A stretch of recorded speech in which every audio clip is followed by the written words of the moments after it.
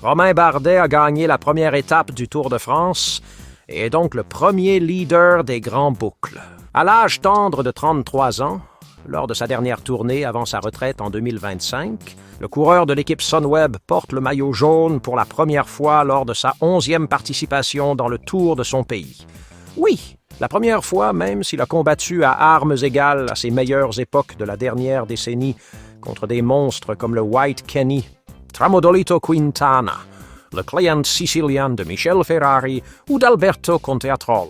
Bardet a obtenu sa première victoire en 2 ans avec une démonstration pour lui-même et son équipe néerlandaise. Une équipe qui par le passé a eu des coureurs allant de faire caca au milieu d'une course à la gagner, ou en effet a apprécié de balayer une édition du Tour avec 3 victoires d'étape pour ensuite passer encore 3 ans sans revenir sur le podium. À Bardet, on parle d'un homme désintéressé par l'art de la guerre. Arrête de faire du vélo aujourd'hui. La rotation des soutiens-gorge aérodynamiques, des cétones, du tépantadol et de la nutrition extraterrestre qui améliore les records de vitesse de l'époque de Dopus. Un homme qui a déjà critiqué l'extraterrestre Pogačar et l'anchois Vingegaard pour lui avoir fait ressentir une certaine haine envers le cyclisme. Bardet a remporté le maillot jaune après une étape hilarante où l'homme de l'étape était sans aucun doute la momie de l'homme. Mais avant de l'analyser, nous pouvons maintenant vous rappeler que vous pouvez gagner un vélo Van Rysel si vous vous abonnez à notre nouvelle chaîne Celebs Highlights. Les règles de la tombola sont dans les commentaires. Ne manquez pas votre chance de gagner l'un des meilleurs vélos du monde. L'entrée est gratuite. Maintenant, ce qui n'est pas gratuit, c'est le nouvel abonnement à Eurosport après sa fusion avec HBO dans un grand nombre de pays européens. Mais ça n'avait pas d'importance, car ces cyniques ont pu causer Alberto Bettiol, le héros local de Florence, la ville où cette édition du Tour de France a commencé. Le champion italien de gangster a dû sauver une vieille dame d'un incendie, et nous n'en avons pas entendu parler.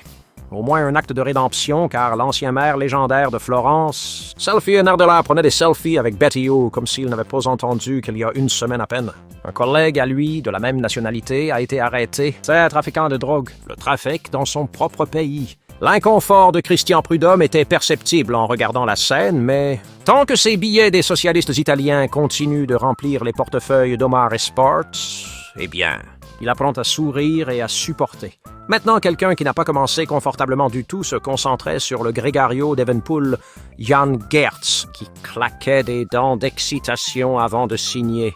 Les mauvaises langues disent que c'était parce que Geert avait pris la vedette de son coéquipier belge et était devenu tout nerveux. Mais ici, sur cette humble chaîne, nous croyons que c'était à cause de la présence d'un héros local en ville à quelques mètres à peine. Après les éloges classiques et tous les honneurs, le mystique Poggi a déçu ses adeptes en insistant sur le fait qu'il n'allait guère attaquer aujourd'hui et qu'il serait beaucoup plus sage de faire ses mouvements mardi sur l'étape du Galibier.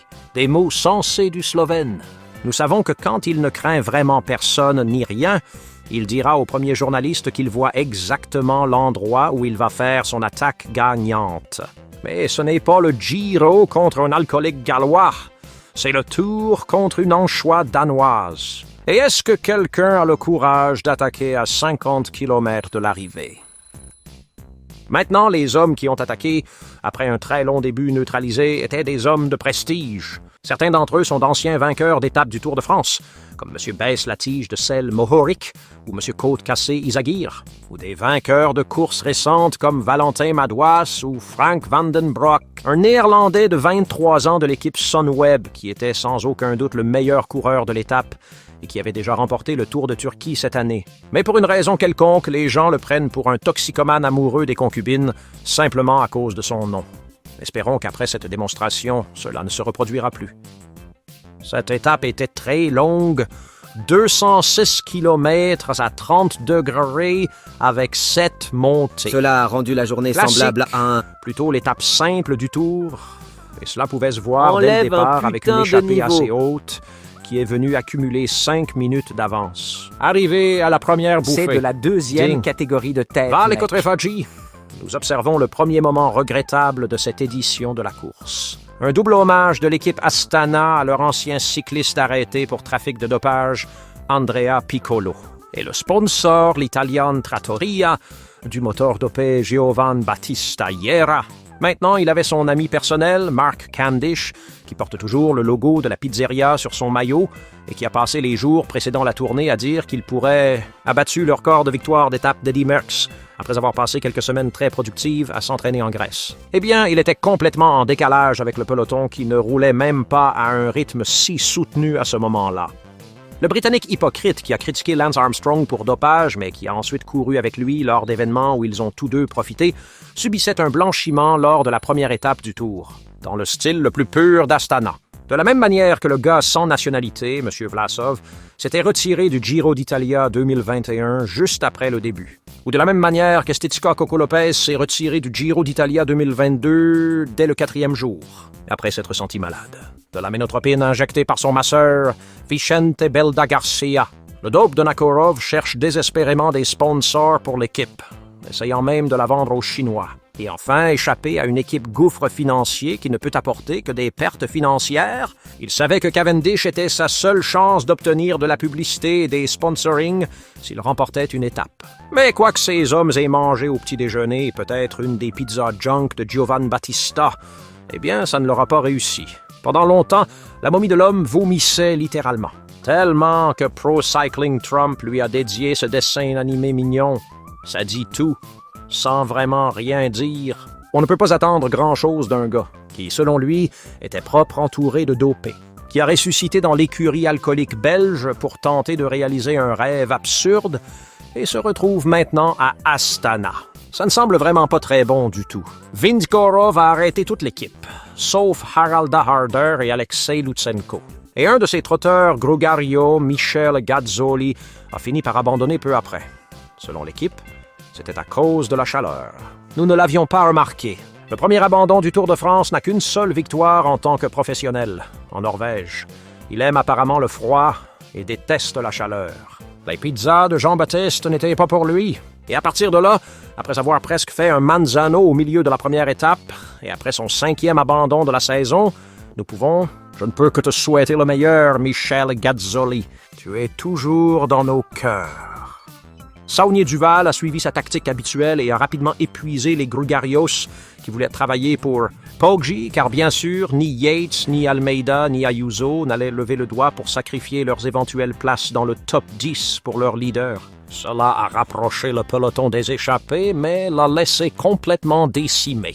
Alors, banque en caoutchouc. Très calme tante cheville qui avait l'air en pleine forme. On dit Tratnik et Benoît de travailler à un rythme beaucoup plus lent. Un rythme qui convient à un poisson qui n'a pas été hors des eaux profondes depuis 87 jours. Et donc, sur la côte de Saint-Léo, Romain Bardet, qui avait déjà essayé d'attaquer au début de l'étape, a fait son coup magistral, celui qui lui a valu la victoire. Et oui, c'était une attaque. 50 km de la ligne d'arrivée. Mais comme ce n'était pas fait par un grand monstre à 6, vous n'en lirez pas trop dans vos chroniques préférées. Une attaque folle qui nous a rappelé celle effectuée par le même coureur à Liège, il y a seulement 2 mois, où il a pu finir 2e à la doyenne. Bardet a suffisamment d'expérience pour savoir où attaquer et comment attaquer. Alors que l'Irlandais Ben Healy, qui n'arrêtait pas de se vanter lors des conférences de presse qu'il voulait gagner cette première étape du Tour, n'a pas réalisé que le mouvement était terminé et il a attaqué tard et trop lentement. Lentement, et donc il n'a pas pu dédier la victoire à Piccolo. Mais nous imaginons que le jeune Italien photogénique a au moins un avenir en tant que créateur de contenu adulte avec sa petite amie Valentina Gomez. Bardet devait rattraper un écart de 2 minutes sur les échappés, mais le plus fort d'entre eux était le Néerlandais de sa propre équipe, Van den Broek. Et bien qu'il ait été dans l'échappée pendant plus de 150 km, il avait l'air d'être celui avec toute l'énergie, et Bardet ressemblait au Gregorio qui ne pouvait pas le suivre. Mais les deux s'entendaient bien et le jeune savait que même s'il ne gagnait pas, il est plus important pour votre équipe de marquer des points UCI qu'une victoire personnelle passagère. C'est de l'intelligence de course, et cela les a fait pagayer à travers un terrain très accidenté sur les larges autoroutes des derniers 15 km jusqu'à Rimini. Contre un peloton totalement dispersé avec... Radio Shack. Vous cherchez Pedersen? Rabobank travaille pour le bot belge, qui était bien meilleur que leur ennemi ami de Dr Sichini aujourd'hui. Et une tenue Garmin impatiente que le héros local Bettéol fasse taire les détracteurs dans ce qui aurait été la énième tragédie pour le sport. Heureusement, non seulement ils n'ont pas réussi à le faire, mais le duo Sunweb a pu lever les bras en victoire pour le vieil homme, qui est également français et donnera beaucoup plus de publicité à la marque.